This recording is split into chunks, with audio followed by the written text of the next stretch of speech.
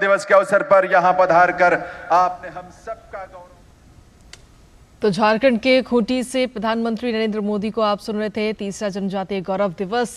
के उपलक्ष्य में आज पूरे कार्यक्रम का आयोजन किया गया, जहां पर काफी संख्या में लोग पहुंचे और साथ ही प्रधानमंत्री नरेंद्र मोदी ने अपने संबोधन में तमाम बातों का जिक्र किया। खासतौर पर अगर देखा जाए तो अगले 25 सालों में देश को किस तरीके से मजबूत करना है, उन 4 स्तंभों का भी उन्होंने जिक्र किया। क्यों मुकुल? बिल्कुल, 4 अमृत स्तंभ जिनका उन्होंने जिक्र किया। पहले स्तंभ में उन्होंने महिलाओं का जिक्र किया कि वो मजबूत स्तंभ है, विकसित भारत के लिए जो नींव है वो 4 स्तंभों को लेकर हम चल रहे हैं। साथ ही जो दूसरा अमृत स्तंभ है वो है हमारे खासतौर से किसान भाई बहन जो हैं, और तीसरा जो अमृत स्तंभ है वो है हमारे देश के युवा शक्ति जो नौजवान लोग हैं, और चौथा अमृत स्तंभ है हमारे देश के जो मध्यम और गरीब लोग हैं। जब तक मजबूती जो है कृतिका इन 4 स्तंभों में, इन 4 क्षेत्रों को नहीं मिल जाती, तब तक शायद विकसित भारत की तरफ हम और बेहतर तरीके से अग्रसर नहीं हो सकते। और उसी का जिक्र किया प्रधानमंत्री नरेंद्र मोदी ने। बिल्कुल, और प्रधानमंत्री ने यह भी बात कही कि पिछले 10 सालों में जितनी मेहनत केंद्र सरकार ने करी है उससे भी और ज्यादा मेहनत करने की जरूरत है इन 4 स्तंभों पे। साथ ही उन्होंने एक सपने की भी बात कही कि मैं देखता हूं कि आगे आने वाले समय में हर घर में नल होगा, नल से जल पहुंचेगा, बिजली पहुंचेगी, हर व्यक्ति के पास में आयुष्मान कार्ड होगा, जिससे वो अपना किसी भी जो बुरा समय होता है सबसे ज्यादा स्वास्थ्य के लिहाज से अगर देखा जाए तो उस दौरान उस आयुष्मान कार्ड का वो इस्तेमाल कर सके। हर व्यक्ति के पास में राशन कार्ड हो जिसके जरिए वो अपना जो खाना है वो मिल सके केंद्र सरकार के द्वारा जो हर राज्य में दिया जा रहा है। इस तरीके की तमाम बातें प्रधानमंत्री ने अपने संबोधन में कही। बिल्कुल, और खूंटी में ये काफ़ी महत्वपूर्ण जनसभा थी जहाँ पे सीधे तौर पर प्रधानमंत्री ने कहा कि कैसे हम इस भारत को विकसित भारत बना सकते हैं। बिल्कुल, प्रफुल्ल जी लगातार हमारे साथ जुड़े हुए हैं। प्रफुल्ल जी, जानना चाहेंगे आपसे, जिस तरीके से हम उम्मीद कर रहे थे कि कहीं ना कहीं कैसे हम बढ़ावा दे सकते हैं, एक तरीके से विकसित भारत की संकल्प यात्रा हमने यहाँ पर देखी कि ना सिर्फ हमने संकल्प भी लिया बल्कि कैसे इसको हम सार्थक कर सकते हैं, इस बात का जिक्र किया प्रधानमंत्री ने। जी मुकुल, ऐसा है कि विकसित भारत की संकल्प यात्रा निकली है और इस अमृत काल के 4 स्तंभों का प्रधानमंत्री जी ने उल्लेख किया है। तो इन 4 स्तंभों को उनकी पूरी क्षमताओं के साथ राष्ट्र निर्माण के कार्य में जुटना, ये मूल हमारा केवल सरकार का नहीं, समाज का भी, समाज के हर वर्ग का ये अप्रोच होना चाहिए। तभी हम संकल्प जो है वो विकसित भारत का पूरा कर पाएंगे। और उस संदर्भ में मैं आज के इस कॉल को देखता हूं कि जनजातीय गौरव दिवस के उपलक्ष्य में खूंटी जैसे स्थान से 200 अलग अलग केंद्रों को जोड़ते हुए आज महिलाओं को, किसानों को, जनजातियों को, युवाओं को जोड़ते हुए एक जो नया, एक इंक्लूसिव वुमेन लेड डेवलपमेंट का एक मॉडल का खाका जिस तरह से आज खींचा गया है, मुझे लगता है आने वाले 25 वर्ष के लिए एक प्रेरणादायी यह अवसर होगा। और उसके लिए जो शपथ ली है कि हम एक तरफ गुलामी के सारे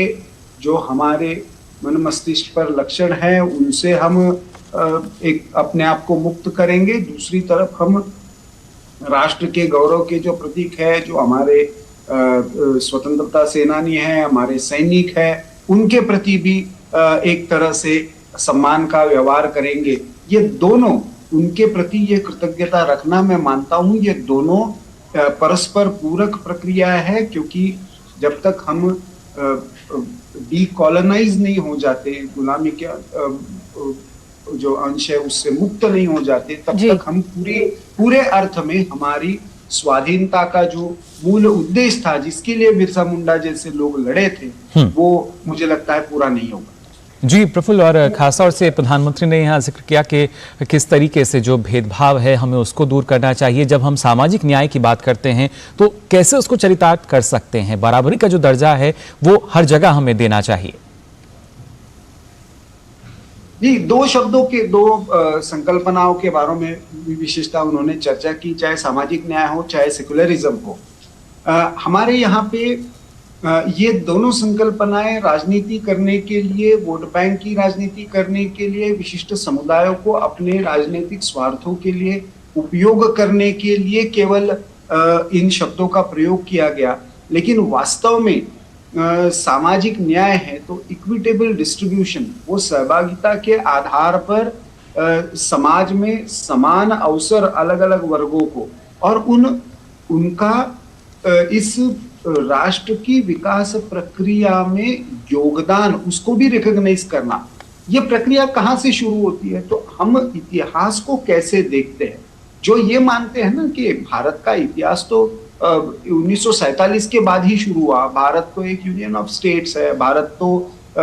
एक किसी का आइडिया है, वो कभी भी इस बात को उस दिशा में नहीं ले जा सकते जहां पे हमारे राष्ट्र के महापुरुषों का एक समग्र चित्रण हमारे सामने हो और उसके बाद हम समाज के हर घटक को उसके योगदान को रिकॉग्नाइज करते हुए सहभागिता का स्थान दे। और इसी कारण से हम देखते हैं कि सेक्युलरिज्म की भी हम व्याख्या जो